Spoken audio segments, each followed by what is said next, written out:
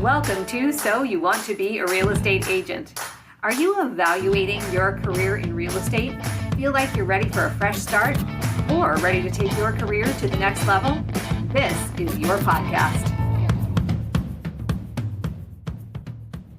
Welcome back to So You Want to Be a Real Estate Agent. This is the new Agent Chronicles, and wow, do we have some updates for you guys today. So we're going to start with one of the big ones, which is Ellie has some news to share. So as you guys know, Ellie has been working with us for many summers, and this year got her real estate license. What you might not know about Ellie is that Ellie started out pursuing a different kind of a dream before she got into real estate. So Ellie, why don't you tell everybody, first of all, what you went to school for and what you thought you might want to do and were kind of weighing against real estate? Yeah, so I have a lot of interests. There are a lot of things that I really like, especially like academically and things like that. My undergrad was for international studies, and I had a concentration in international security norms and cooperation, and I also did like a separate human rights program. So that's always been something I've been really interested in. So for a long time I've been thinking about going to law school, and so the opportunity has come up to go this fall. So I'm going to go and do that and give it a shot, and yeah, I'm excited. Ellie, so we're very excited for Ellie, and one of the things that you know we love about Ellie is she gives her all to everything that she does, and I know you're going to give your all to law school as well, and I know you're going to succeed in anything that you put your heart to. When Ellie first came to us thinking about doing real estate as a licensed agent, at the time you were kind of like, well, you know, I might, the law school thing, I'm not really sure how it's gonna work out, if I'm gonna want to do it or not. And I think you thought, although there was a path, and we had talked about the fact you were going to be applying to some schools, I don't think at the time any of us understood what was possible, which is Ellie came into my office a few weeks ago and said, so I have this opportunity. I actually have been given really phenomenal offers from a few schools. And of course I looked at Ellie and I said, you have to do this. And as much as it like pains me to lose you, it is like the universe dropped a huge gift in your lap, and you deserve it. Like, this is also your hard work, your intelligence, all of the things that you bring to bear, the way you show up as a person. So excited to see what the future holds for you. And I also said, real estate's not going away. Real estate will always be here. And once you get your law degree, guess what? You can be a real estate agent anyway without a real estate license. So you can do it all if you want to. So really excited to see what the future holds for you. You are going to be so missed. We're trying really hard right now to find somebody to fill a portion of Ellie's shoes. There's nobody who's going to be able to fill everything that she's done, but trying to figure out some ways to fill it. So we're going to keep you posted. Right now, Ellie is in decision-making mode to decide between a couple of really excellent choices. So we'll keep you posted when we know what you decide to do. Right now, Ellie doesn't know. So I'll let you know when we do. All right, so Ellie, thank you for all you've done. Thank you for being part of the show. And we will give you some updates about what we're going to be doing with New Agent Chronicles moving forward. And what the other big thing is we want to talk about is the continued success that Tina is having. And I just want you guys to like hold on to your hats for a minute, because I said to Tina earlier, one of the things that I'm hoping that you guys who are listening will take away from this is what is possible when you get out of your comfort zone. When you go after your dream, when it's so crystal clear to you that you can do nothing but continue to move toward it at a pace that is, I think, dazzling to some of us, because it's so different from what I think almost any other real estate agent I know is doing or has done to reach the success that you had. You just are boldly going after it, and you see an opportunity. I said this to you this morning. You see an open door and you walk right through it. And you know, if there's 3 doors open, you also see the one that has the prize on the other side of it, you know? So it's like you are just really masterful at it. And the communication that you use is so masterful as well. I spoke to you guys at one of the podcasts recently about Chase Hughes, and Chase taught us recently, if you guys have not discovered Chase Hughes, I'm kind of obsessed watch some of his YouTube videos, go back and listen to him guesting on people's podcasts. He is so incredibly brilliant and really just like intriguing to watch his communication, what he does, what he's studied, and how he helps us apply it. But one of the things he teaches is, I talked about this before, the FATE model, which is engaging in communicating with people through using focus, authority, tribe, and emotion. So as you tell the story, Tina, I want you guys to listen to how she uses each of those. And my guess is you didn't like study the FATE model before you went over to talk to that person, right? Right. So some of it's natural to you. Some of it, hopefully, you picked up through some of the training that we've done. But the way that you just put it all together was so great. So first of all, like take the audience, take us all the way back to what was like in your mind, knowing, okay, so first let me preface this to say that Tina was sick all last week. So she was sick. She still did work. She wasn't like, I'm gonna now take to my bed and do nothing. That's not how Tina operates. But she was sick enough that there was like, she couldn't be out around other people much. So she did have to do a little bit of like downtime and a little bit of working like on her business. But she came back in like all guns a-blazing, ready to go. So you came back in on, when was this? Yesterday? Monday? I can't believe it was only 24 hours ago. So much has unfolded in 24 hours. All right, so you came in yesterday. What was like on your mind as you came back from feeling not well? So it started on Sunday because Sunday I told myself, all right, tomorrow's Monday, you've been out all week, and we're gonna make it a win day. So I had already hyped myself up and pumped myself up and told myself this was gonna be a great week, because the week prior to that was great, but I gotta keep everything going, right? So I came into work yesterday morning, I wrote out my to-do list, and as I was going through all the checklists, one of them was to check Bright, so I went on to Bright, and then I saw that there was a listing that was canceled. And I had just sold a property recently on that same street, and honestly, I was just curious, why did this just cancel? I had seen the photos of it, but I thought I'd like to find out on my own. So before I reached out, I just double checked with Chris that it was okay, and we just went in the system and made sure that it was canceled, and you want to make sure that there's not a contract going on at the same time with another broker, right? So Chris reviewed everything and said it was okay, and it was a gorgeous day. So I decided I was going to go door knock. I was feeling good. The weather was really good, and I was in the right mindset. I looked really cute, I thought. You know how it is after you're sick for a week, that all of a sudden I finally felt like getting ready. So everything felt right. So I decided to just get in my car and drive down to that street. And the other thing I love that you said is, you're like, people are in a good mood. When it's nice weather, like this time of year, you're so right. Get out there. People are much more receptive when the weather is nice. It was a little warm yesterday for the first time in a long time here. So you saw all the signals and went for it. 100%. I always look for that day because I find people are in a better mood and you're more inclined to get yeses in whatever it is you ask, even if it's something you want to ask someone to get you personally. People are just in a better mood on sunny days here. I would not have done that had it been pouring rain, I'll tell you that. So I got in my car and I drove over and I parked the car, got out, took just a quick look around, to see if there was anything else on for sale, just to kind of acclimate myself with what else was going on that street. And just went up to the steps and rang the doorbell, and it was a Ring camera. And, the person was like, hello, and hello, who's that, who's this? And I was like, hi, this is Tina.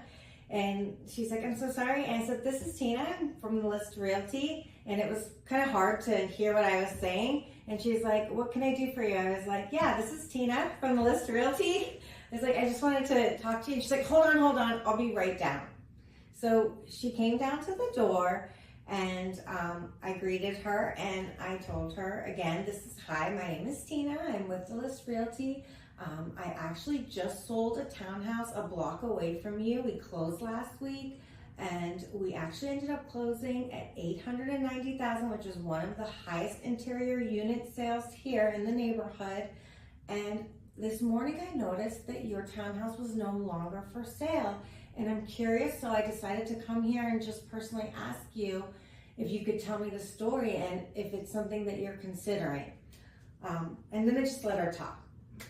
And, basically I just wanted to know what was going on. I wasn't trying to sell her on anything. I was just letting her know who I was, what I had done to give credibility, and to let her know, I just wanted to be open with you and hear what's going on and what happened.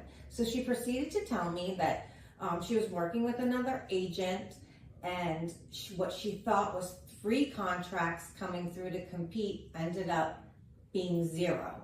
So she was very unhappy with the progression, and her listing had been on the market for over a couple of weeks, and she decided to cancel. And she was not going to sell at this point immediately right now. She's just thinking about everything. She's going through a big life change right now. There's a divorce had happened recently, so she just wanted to kind of pursue something new in her life. She was ready for change.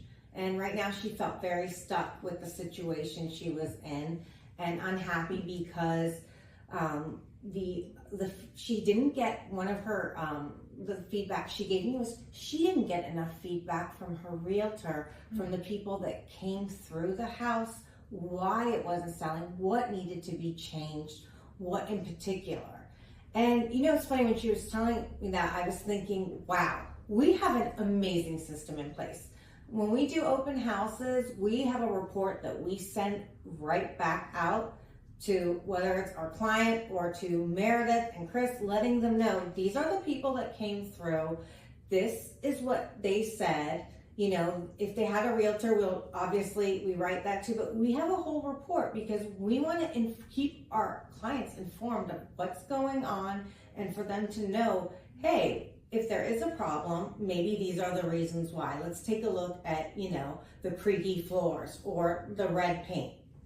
And let me pause for 1 second here, because I think you make a really good point about this feedback piece. And 2 things. One is making sure you've got a good feedback system in place. Super important, because if there's something that we all thought was not going to be an issue, and I've had this happen before in houses where I thought something was great, the seller thought something was great, the buyers did not think it was so great. So we then can address it if we see something like that come up. The other thing is that we set the expectation with the seller that it is not the buyer's agent's job to tell us what's wrong with the house. It's our job to tell the seller what needs to be done to get the house in sellable condition. So if we're waiting for feedback from the buyer's agents to tell our seller what we should have done, we have not done our job.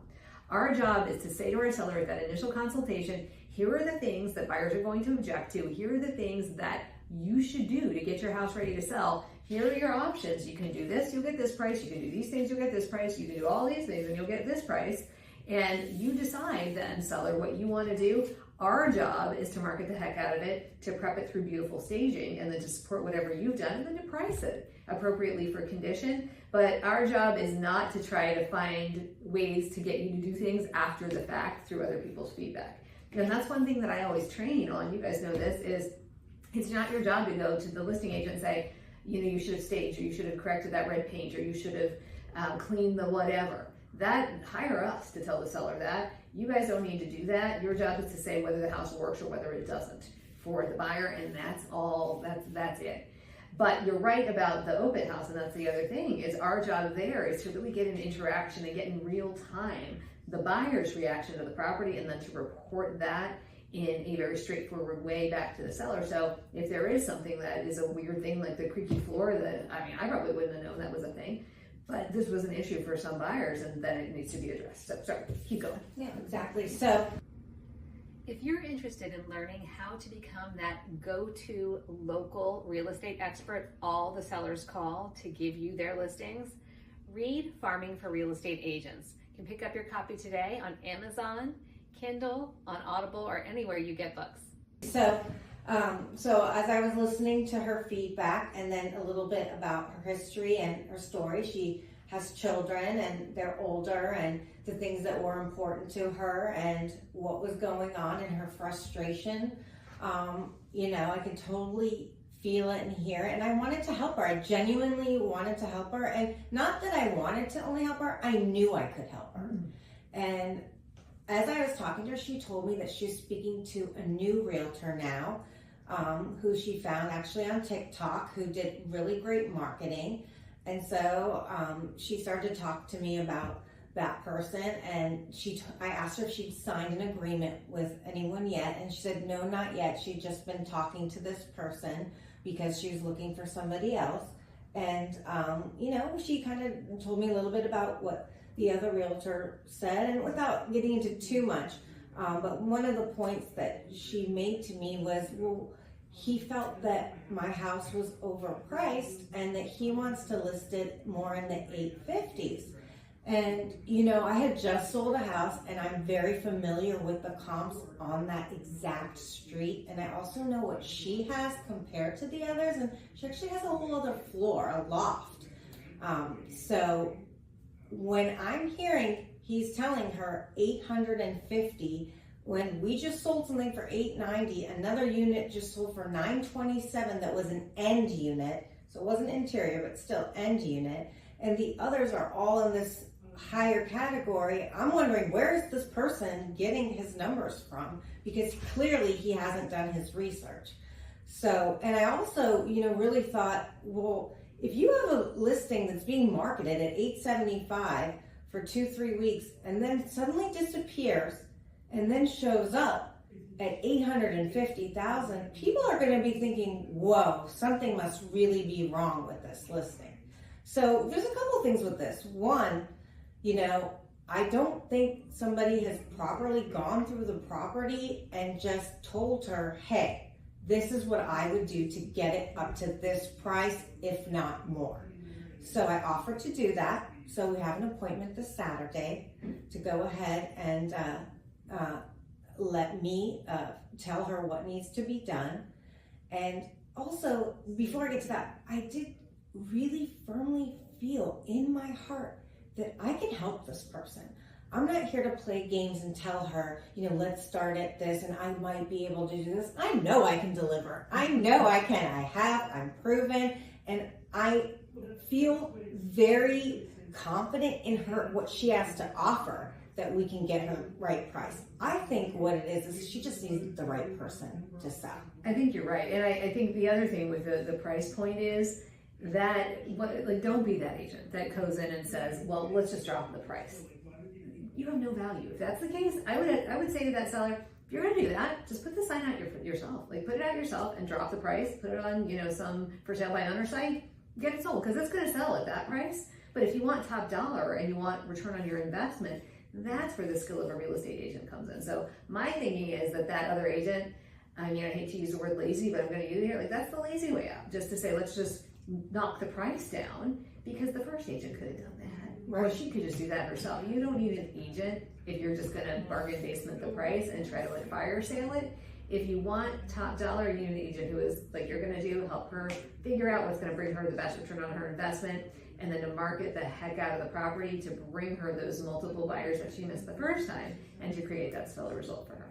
Exactly. And so, I don't know exactly where I left off, but we just got into our conversation, and I just told her, look, I'm going to deliver for you.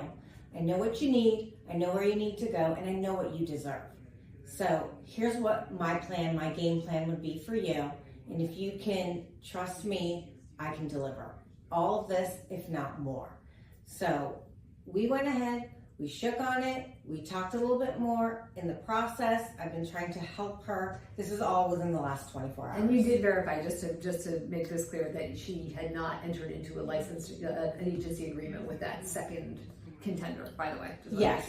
And I did mention that earlier, but she did not. She was entertaining this other gentleman. She was getting ready to sign the agreement to list her house for, $25,000 or whatever less. Which, I don't know about you, but would you want to hire someone? The first thing they tell you is to lowball on a price. What does that tell you about that person's sales skills and negotiating skills? I want someone to come in and tell me, hey, I can get you this, if not more. Let me show you what I've done. I think it's important to be able to feel confident in yourself, in your product, in what you have to offer. But all of this comes with knowledge. And I knew what everything in the surrounding area, our comps were, what everything was selling for, and what else is available that is like hers, which is nothing right now. So she does have a special piece. Anyways, I can tell you that I left that conversation. We had a few more throughout the day, but she's asked me to send her a contract and to represent her for her unit. Yes, So, yes. you did get the listing. I feel sorry for the other person, but sorry, not sorry. Right, exactly. Well, you're serving the client, like you said, and he really wasn't. So Yes. beautiful job. And so, I hope you guys have heard what this trajectory looked like. She looked for an opportunity. I want to take you back to what you said about you came in and you had your to-do list. That is so crucial, you guys. Be the agent who comes in with a specific set of things to do. Ellie, you're really good at this too. You work off a giant to-do list. And you've got the list that you knock out every single day of the things, and you've got them all prioritized that you need to do. So let me ask you, Tina, so we can help other people if they're not working with a to-do list yet, because what most agents do, the fact of the matter is they kind of come in and they like wait for the phone to ring, or they wait for the right email to come in, or they wait for somebody to walk in. They are in a reactive state rather than a proactive state. Creating a to-do list puts you in a proactive state. So all of a sudden, and you're being your own boss. It's like, the boss gave you the to-do list. You gave yourself the to-do list, which helped you get where you were. What else is on your to-do list? I tell myself I create my own happiness. No one else is going to bring that to me. I go after it. But what's on your actual, your list? When you come in during the day, what are the tasks on that list? So I just meant that's my motivation for gotcha. it. Yeah. So on my task, and I accomplished everything on it. After that interaction with that person, I went and door knocked on another house that I had heard was going on the market. And yes, I did really do this. I had a great conversation with that person as well. That person is already utilizing a realtor, so I got the realtor's information, and in turn, I'm able to show this lovely house. It's probably $1.4 million before it's actually on the market. So I was able to do that too on my way back to the office. Nice. But that was on my to-do list. Okay, so door knock, did the to-do list say door knock those two houses, or did it say a certain number of door knocks? My to-do list said, check MLS. Okay. Look for expired. So that was number one. Then follow up with X person, because somebody had mentioned to me that they had heard that she might be selling. Then it was follow up with another client whose mom was looking for a house, which I quickly did that. I sent her told her about some of our new listings that were coming up. And then I think I had one other thing on there. So after I finished those, and then I actually looked in the system to find this person's phone number, and it didn't exist. I always do this. I'll go through all of it, and if there's no phone number, I usually find a way to find something. And you know me, I just don't stop. I'm a super sleuth. But yesterday after I didn't find the phone number, I didn't really care. I was like, I'm just gonna go try a door knock. And I really didn't know if she was gonna be there or not. I mean, it is spring break around here. Some people are still here, most people are out of town, but I don't know, in my bones, it just felt like the right thing to do, and I trust myself and my instincts. And when I think go now, I don't think twice, because I know I'm set, ready, and I'm gonna go and make something happen. It's just like magic feeling you get, I feel like you can't say no. You just can't, because I'm putting myself out there, but the vibes are all there. Yes. But yes, so after I did those important things on my to-do list, this was on my to-do list. And this was something new for me, guys. I hadn't tried to call it an expired or canceled. We've been talking about it in the office, and then, as you know, I was sick last week, but this has been on my mind.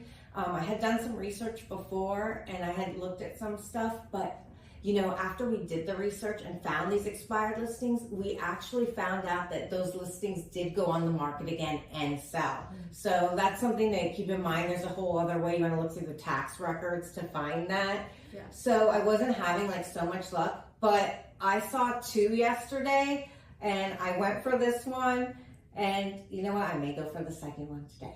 Nice. Okay, so if you were a brand new agent and you didn't have sources that were giving you information, or you didn't know, like, you know, what to do specifically, what would be, and we kind of talked about this as a little bit of a reframe at our last sales meeting, which was looking at your goals for Q2. And think about this as you guys are listening and watching. Look at your goals for Q2. So whether your goals for Q2 are to have your first transaction or sign your first client or to bring in $100,000 in revenue, think about what are the top 3 non-negotiable things you need to do every single day to make that happen.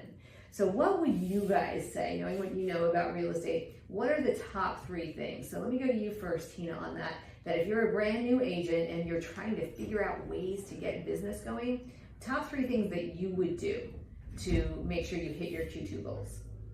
So, first of all, know what your goal is. Okay, don't just say I want to, do this or sell that. Know your goals, put it in front of your face, and make it specific. Yeah. What I think as being a new agent that's really important is to put yourself out there. Make sure you look the part. Make sure you've done your research and you know what you're talking about. So if somebody asks you a question on how the market is, you're not like, well, the market. Okay, so let's go to like, how do you do that? Because I want you to give the agents a checklist. Like, they're coming in, they're sitting down. How do they do that? How would they know how the market is? What would you suggest that they actually do? Listen to podcasts. Okay. So that's what we do here. Meredith's really big on that, and it told us in the beginning. Every morning I listen to a podcast or a quick something, and it's very inspiring. It really gets you in the mood, but it also keeps you update on what's going on in this world, what's new, what's trending, what's happening, what's going on in the market, what has happened that's affecting the market today. Okay, other than our podcast, who do you recommend? Oh, other than our podcast. Yes. So we listen to Tom Ferry in the mornings. Jimmy McMacken, it's most of the time it's them is what I listen to, but they have guest speakers on there, so they're always telling about their story and how they started. And what's great about it is you've got people who are like vets who've been doing this for 30 years, but you've got people that have been doing this for 9 months, and you're hearing some of these crazy successes. Like and, you get really inspired. I mean, you hear about what people do, and you know what? Just try it. Yeah. Try something new, and for me, I'm not afraid to try new things, but there are some things that, I'm a little bit apprehensive about. Like, I see some of the people are doing a lot more videos going into these like $5 million homes or $10 million homes and making these like videos, and I guess the idea is to garner more following and get people to see what you're doing and listing, and also create a niche for yourself, which is what we're talking about.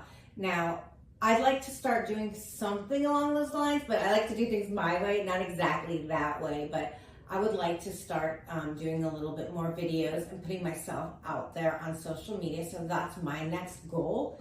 But I can tell you, listening to the podcast puts you in the right mindset. Then you come for the day and you just start to put your to-do list and get yourself out there. Mm-hmm. For me, I find going to networking events or even social events or whatever it is, it could be your child's soccer team event. When I'm there, people now know, hey, Tina's a realtor. Even people I don't even know who know me will come up to me and be like, I saw the other day that you sold a house on so-and-so, because they do follow me and I follow them right back, right? But it's really nice to have someone come and tell me, like, they know what's going on in my life and what's going on, and it starts a conversation, right? And then everybody starts kind of gathering, and we're all like talking about real estate, which seems to be what keeps happening. I try not to do it every single moment, but I can't help it. People know, yeah. All right, so I heard you say again, because we're running close on time, so I want to make sure we're back to the to-do list here for people. So I heard you say come into the office is one. I heard you say get out there, be in social activities, like get out and do social things. Study the market in some manner. So go listen to a podcast, read a book. Keeping Current Matters is a great source. Bigger Pockets, if you work with investors, there's lots of places. Tom Ferry, no brainer. You guys all should be listening to Tom Ferry podcast experience. If you're not, it is like a beautiful learning ground for everything you need to be successful in real estate. Hopefully we're helping you here as well. Give me a third one. What's a third to-do that you would suggest a new agent do like every single day? Is follow up. Follow up, follow up, follow up. Right. I don't care if it's somebody's leads from 3 years ago that are stagnant, whatever it is. You have a database, go hit it. Because how many of those people from 3 years ago are now ready to buy a house? There is going to be that person. So don't, take that for granted. You've got names, go about it. 100%. Go about it with your phone call, your email, and text. I do all three. Yes. So if I get a voicemail, guess what? I follow up with a quick text message, and I have a virtual business card, and I shoot it right there. And it's really professional the way it's done. And what I've said, I use ChatGPT a lot to help me formulate what I'm going to say or what I'm talking about. But also the last thing I want to say is use the people that you work with listings to help you. So what I do is I see we have, a condo coming for sale in a week, and I think it might work for so-and-so, or maybe I know so-and-so has a mom that's been looking. I'm going to go ahead and be like, hey, just thought about you. Here's a quick, we have this gorgeous property coming up. Let me know what your thoughts are, or if you think you'd like to see it. Boom, done. Beautiful. And it also creates conversation in the stir, but it's getting you out there, and it's a great way to stay in front of people and keep your name out there and showing your value and show why you stand out against a sea of other people. Excellent. So take a little bit of what Tina is saying right now, or take all of it. If you really want to launch into quick success, get out there and do these things, and you will see your career start to skyrocket very, very quickly. I think you're exactly right, and it's all about having conversations. Everything that you mentioned is about having conversations with people and being influential, showing that you can not just have conversations like when somebody asks you how is the market, the answer is not great. The answer is, well, it's really interesting right now. What we're seeing is this many days on the market, and our average sold to list price ratio is this. And you probably know the interest rate did that, and people are like, holy cow, you're a wealth of information when you come at it like that. Now, Ellie, I want to end with you. Oh, and we will revisit the fate model thing in a second, but I want to touch on this before we wrap because I referenced it earlier. I'm going to close the loop on that. What you did so nicely in that conversation, if you guys go back and listen back to it, is she created focus. She demonstrated authority because she had done the thing, the credibility, like you said. Like you went in there feeling like you had that platinum card in your back pocket. You're like, yep, I'm the person. I got the things. You created a sense of tribe. You're like, you're one of us. We live in the neighborhood. I know how to do this because I live here and I'm invested too. And you draw on emotion. You let her vent. You let her speak. You listen. You empathize. And you even, I think one of the things you said earlier, I don't know if you said it during the podcast, was you said to her, I'm going to get you what you deserve. Because you knew, like, she had felt hurt. She had felt wronged. And she needed to get something she deserved. So beautifully done. Okay, Ellie. Seeing what you have seen in terms of agent behavior, knowing what you know about, your foray into real estate insofar as you've done it, and seeing what everybody else has done, if you had to give a brand new agent 3 things that they should be doing every single day, what would those be from you? I mean, the one thing that I've really noticed, especially watching like Tina and all of her new listings and things she's kind of gotten, and even things Meredith and Chris do, I think doing things, when you do things, I don't know how to put this into a thing for someone to do specifically, but I guess when you do things other people, other agents don't do, it seems like people notice that. And good point, yes. When you were obviously the story Tina just told, even our mega open house we did over the weekend, people seem to take note when you do things differently. And so I think doing things each day that other people might not, whether it's door knocking, whether it's a mega open house, whatever that may be, I think a lot of agents might, I don't know, do marketing flyers, but I think it's the big things that not everyone does that really make a difference. Tip. Yes, that's a great one. So figure out a way that you can be different, differentiate yourself. Excellent advice. What's another one? Okay. I think staying focused on what is really important to to getting business. I think that's 2. Yes. And not getting sidetracked. I know I've said this on here before, but being able to prioritize and really do what is going to get you business. If that's door knocking, calls, anything like that, and not letting yourself get pulled away too So much. smart, yeah. Not sitting there working on like a marketing piece Yeah. on your computer all day or over analyzing by researching something before you just make the phone call. Beautiful advice. Yeah. Do you have a third one? I think a third one that everyone should do every day. I don't think so. Those were my main two. Okay. Those were two good ones. Those were two really, really good ones. Mhm. I think if I had to append a third one onto that, Mhm. I would say like be in the business of real estate every single day. Get in and really immerse yourself in the world of real estate. We do that by coming into the office and being together and learning from each other and cheering each other on and all of those sorts of things. But if you're a solo agent or if you're with a brokerage that's like cloud-based and you don't have an office to go into, figure out a tribe that you can become part of. The Tom Ferry ecosystem does that for us beyond our office. But there are lots of ways that you can become involved in the real estate community in a greater sense. And then I'm going to add one little fourth one on, which is to give back. Always be in a giving position. Come from a place of generosity. Figure out how you guys can get out there and make something good happen in your community and your society. Those things reap huge rewards, not just in terms of fulfillment, but it's interesting how they all kind of like cycle back in terms of success as well. So, Ellie, thank you so much for all you have given us. You have been just so generous with everything that you've done. We love you, love you, love you, and wish you every success. You guys have been gifted with having Ellie on the podcast here. She'll maybe pop back in and make a guest appearance if I can convince her while you're on break or something like that. And I'll keep you posted as to what Ellie continues to do. Tina, we are going to keep on rolling with our new Agent Chronicles and documenting your journey of success. And we will also continue to show, moments when we learn together and some vulnerabilities too, because that helps us all grow and learn. And we're going to be introducing a couple of newer agents to the new Agent Chronicles as well, who will pop in from time to time and make guest appearances and tell you what they are learning and what they're doing to get into success as well. All of our agents are starting to experience really strong success, so we want to share that with you guys in hopes that you will learn, grow, and knock it out of the park in terms of your own real estate success. Thank you as always for joining us. Please feel free to leave us a comment. We would so appreciate a review or rating on whichever platform you're listening. And if you're watching on YouTube, if you will subscribe to us, we would so appreciate that too. This has been So You Want to Be a New Real Estate Agent. So You Want to Be a Real Estate Agent, the new Agent Chronicles. We will see you next time.